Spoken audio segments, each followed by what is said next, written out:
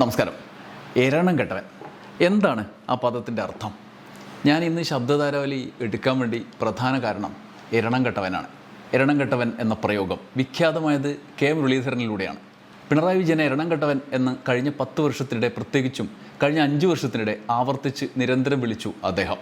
പ്രളയം, Ockhi, Nipah, Covid, നാടൊന്നാകെ വിഴുങ്ങിപ്പോകുമായിരുന്ന മഹാമാരികളൊക്കെ വന്നപ്പോൾ അന്ന് നമ്മുടെ മുഖ്യമന്ത്രിയായിരുന്ന പിണറായി വിജയനും ആരോഗ്യമന്ത്രി കെ ശൈലജ ടീച്ചറും ആയിരുന്നു പ്രവർത്തിച്ചിരുന്നത്.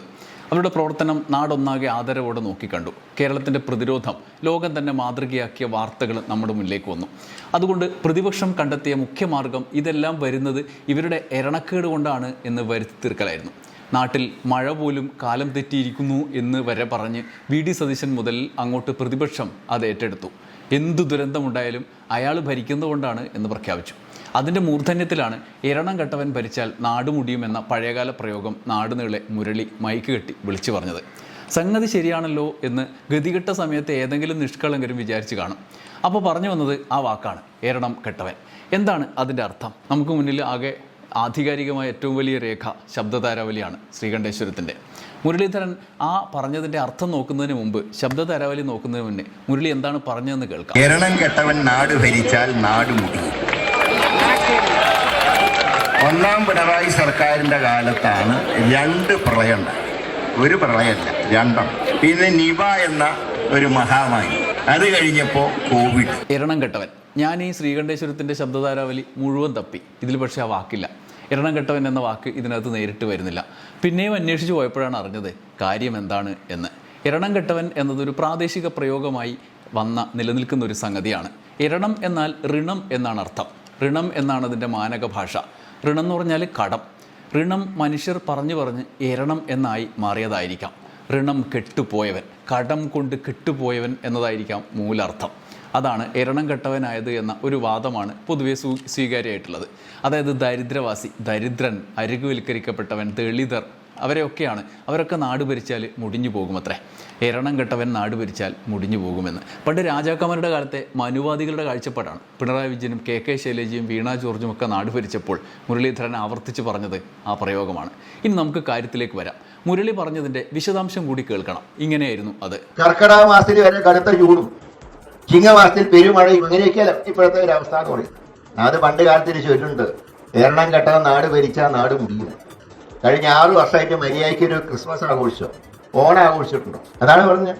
ഭരിക്കുന്നവൻ കുഴപ്പക്കാരനാണെങ്കിൽ നാട് കുഴപ്പത്തിലാവും. ഈ അടുത്ത കാലത്ത് ഒരു പുതിയ രോഗം വന്നു, നിപ. കോവിഡ് ലോകം മുഴുവൻ ഉണ്ടായതാണ്. ഈ നിപ കേരളത്തിൽ മാത്രമാണ് ഉണ്ടായത്, പ്രത്യേകിച്ച് മലബാർ ഭാഗം. അതിനെ ശാസ്ത്രീയമായി കണ്ടുപിടിച്ചിട്ടുള്ളത് വവ്വാലാണ് അത്ര ഇത് പരത്തുന്നത്, നിപ എന്നുള്ള രോഗം. എന്നിട്ട് കുറച്ചു കാലം കഴിഞ്ഞു, 2026 നിയമസഭാ തെരഞ്ഞെടുപ്പ് വന്നു. മുരളിയുടെ ഭാഷയിൽ എരണം കെട്ടവരൊക്കെ പോയി. സമ്പന്നന്മാരും മേനോന്മാരും ഒക്കെ നാട് ഭരിക്കാൻ തുടങ്ങി. വടശ്ശേരി ദാമോദരം മേനോൻ്റെ മകൻ വി.ഡി. സതീശൻ മുഖ്യമന്ത്രിയായി. കെ കരുണാകരൻ്റെ മകൻ കെ മുരളീധരൻ ആരോഗ്യമന്ത്രിയായി. എന്നിട്ട് നാട്ടിലെ അവസ്ഥ എന്താണ്?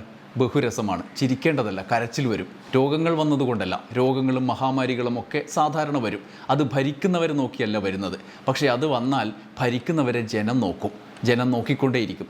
അവർക്ക് ചില ഉത്തരവാദിത്തങ്ങളുണ്ട്. നമ്മുടെ ജീവൻ അവരുടെ കൈകളിലാണല്ലോ. അതിൻ്റെ കാര്യമാണ് ഞാൻ പറയുന്നത്. നാട്ടിൽ നിപ്പ വന്നു. നിപ്പയെ ഗംഭീരമായി കൈകാര്യം ചെയ്ത മന്ത്രിയായിരുന്ന കെ ശൈലജയെ നിപ്പ റാണി, ഡാൻസർ എന്നൊക്കെ വിളിച്ചവരും പിന്മുറക്കാരും അവരുടെ തലതൊട്ടപ്പന്മാരും ഒക്കെ ഇപ്പോൾ വീണ്ടും ഭരിക്കാൻ തുടങ്ങിയപ്പോഴാണ് ഇപ്പോഴത്തെ നിപ്പ. എന്നിട്ടോ, നിപ്പയ്ക്കുള്ള മരുന്ന് ഇവിടെ ആവശ്യത്തിനുണ്ടോ? രാമനാട്ടുകരയിൽ കണ്ടെത്തിയ രോഗിയുടെ സമ്പർക്ക പട്ടികയുടെ സ്ഥിതി എന്താണ്? പരിശോധനാ ഫലം വന്നത് മന്ത്രി അറിഞ്ഞിരുന്നോ? കോഴിക്കോട് കളക്ടർ പ്രഖ്യാപിച്ച് നാട്ടുകാരോട് മുന്നറിയിപ്പ് നൽകിയിട്ടും മന്ത്രി എവിടെയായിരുന്നു? മന്ത്രി സംഗതി അറിഞ്ഞതുപോലുമില്ല എന്ന് വാർത്തകളിൽ നിന്ന് നമുക്ക് മനസ്സിലായി. നാടാകെ പേടിച്ചിരിക്കുമ്പോൾ മന്ത്രി പറഞ്ഞു കളക്ടർ എന്നോട് പറഞ്ഞിട്ടില്ല എന്ന് പറഞ്ഞു. മന്ത്രി എവിടെയായിരുന്നു? തലസ്ഥാനത്തായിരുന്നു. കോഴിക്കോട് കേന്ദ്രീകരിച്ച് മന്ത്രിയുടെ പദ്ധതികൾ എന്ത് നടന്നു? ഒടുക്കം ഒരു പ്രതികരണം നൽകി മൂപ്പര് തടി കഴിച്ചിലാക്കി. അതിന് പിന്നാലെ ഷിഗല്ല പടരുന്ന വാർത്തകൾ വരുന്നു. കുട്ടികളുടെ കാര്യത്തിൽ ആശങ്ക വരുന്നു. ജനങ്ങൾക്ക് ആശ്വാസം പകരേണ്ടവർ എന്താണ് ചെയ്തത്? ആരോഗ്യമന്ത്രി കെ മുരളീധരൻ മാധ്യമങ്ങൾക്ക് മുന്നിൽ വന്നിട്ട് പറഞ്ഞു, ഇത് ആരോഗ്യവകുപ്പ് മാത്രമല്ല, തദ്ദേശ വകുപ്പ് കൂടി സഹകരിച്ചാലേ കാര്യം നടക്കൂ എന്ന് പറഞ്ഞു. ഇത് ആരോഗ്യവകുപ്പ് മാത്രം നോക്കിയാൽ പോരാ, തദ്ദേശ സ്ഥാപനങ്ങളും കൂടെ സഹായിച്ചാലേ ക്ലീൻ ആക്കാൻ പറ്റൂ. ഇത് ആരോടാണ് സർ പറയുന്നത്? സർക്കാർ അതെല്ലാം ഏകോപിപ്പിച്ച് ചെയ്യേണ്ട കാര്യമല്ലേ? അത് ജനങ്ങളോട് പറഞ്ഞിട്ട് എന്താ കാര്യം?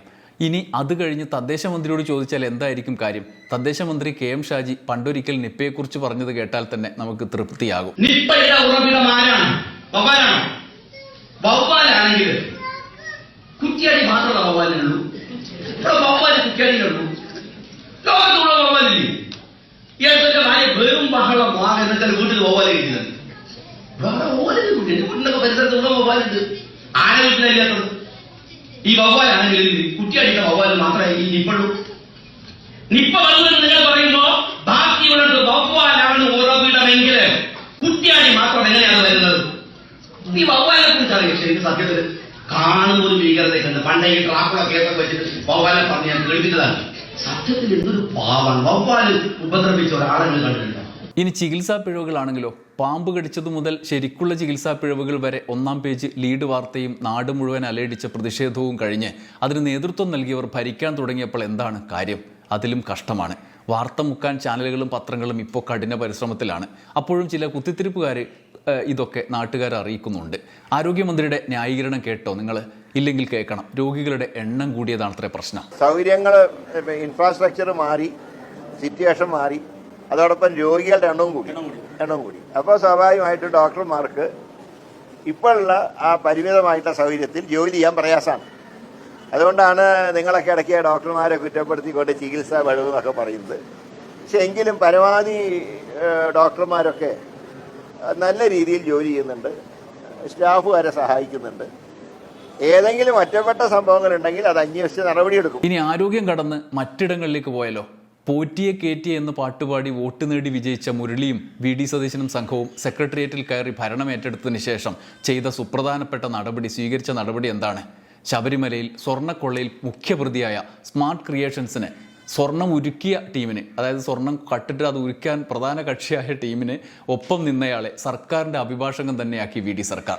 പ്രതിഭാഗം അഭിഭാഷകൻ KB പ്രദീപാണ് ഇനി ദേവസ്വം ബോർഡിൻ്റെ ആകെ കേസ് വാദിക്കുക. ഇത്രയും കാലം കൊള്ളക്കാരുടെ ഒരു കേസ് മാത്രം വാദിച്ചാൽ മതി. ഇനി മൊത്തം ദേവസ്വം കേസും മൂപ്പരാണ് അത്രയും വാദിക്കുന്നത്. കള്ളൻ്റെ കയ്യിൽ താക്കോൽ കൊടുക്കാന്നൊക്കെ പഴഞ്ചൊല്ലാണ്. ഇവിടെ അതൊന്നും നമുക്ക് പറയാൻ പറ്റില്ല. പ്രതികളുടെ ഉള്ളിലേറി പറയാൻ ഇതിലും നല്ല മാർഗമില്ല എന്നാണ് മുരളീധരൻ അതിന് ന്യായം പറഞ്ഞത്. എങ്ങനെയുണ്ട്? ഈ ആരോഗ്യമന്ത്രിയും ദേവസ്വം മന്ത്രിയും തദ്ദേശ മന്ത്രിയും ഒക്കെ കൂടി ഇനി എങ്ങോട്ടാണ് പോവുക? കേരളം എങ്ങനെയായിരിക്കും ഭരിക്കുക? എരണം കെട്ടവർ ഭരിച്ചാൽ ഭരൂല്ല, നമ്മൾ ഭരിച്ചാലേ ഭരൂ എന്ന് പറഞ്ഞ് ഭരണത്തിലെത്തി ഭരിക്കുന്നവരാണ്. പണ്ട് ചെയ്ത കോപ്രായങ്ങളെക്കുറിച്ച് ചോദിച്ചാൽ മൂപ്പരുടെ ഉത്തരം, മുരളീധരൻ്റെ ഉത്തരം ഒരു പ്രത്യേകതര ഉത്തരവുണ്ട്. അതാണ് അതിലും രസകരം. ഇതാണ്. ഇപ്പോൾ ഇതിന്റെ ഈ ബാക്കിലത്തെ കണ്ടില്ലേ, സർക്കാരിന്റെ ഒഫീഷ്യലാണ്. നിങ്ങളുടെ മുമ്പിൽ നിൽക്കുന്നത് ആരോഗ്യമന്ത്രിയാണ്.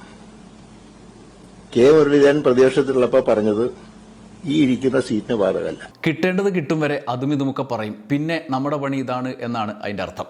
എന്തായാലും എരണം കെട്ടവരും മാറിയില്ലോ, ഇനി ആരാധകർക്ക് സന്തോഷിക്കാലോ എന്ന് വിചാരിച്ചിരിക്കുന്നവരും ആരാധകരും ഉണ്ട്.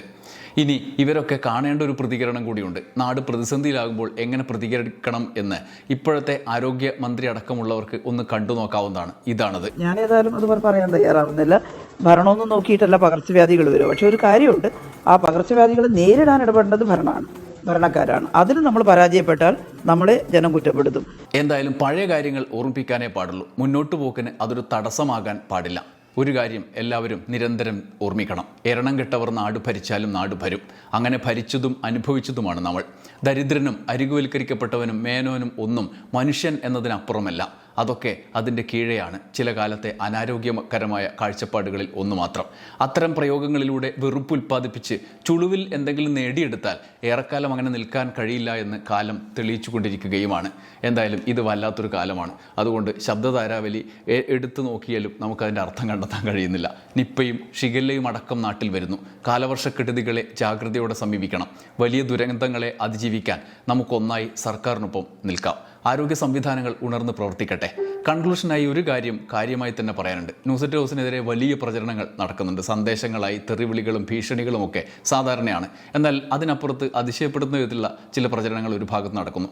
അതിൻ്റെ ചില ഓഡിയോ സന്ദേശങ്ങളടക്കം നമുക്ക് ലഭിക്കുന്നുമുണ്ട്. പ്രമുഖരായ നമ്മൾ പ്രതീക്ഷിക്കാത്ത ചിലരൊക്കെ അതിന് നേതൃത്വവും നൽകുന്നു. വ്യാജ പ്രചരണങ്ങൾ നിങ്ങളുടെ കയ്യിലും നിങ്ങളുടെ ശ്രദ്ധയിലും പെടുന്നുണ്ടാകും.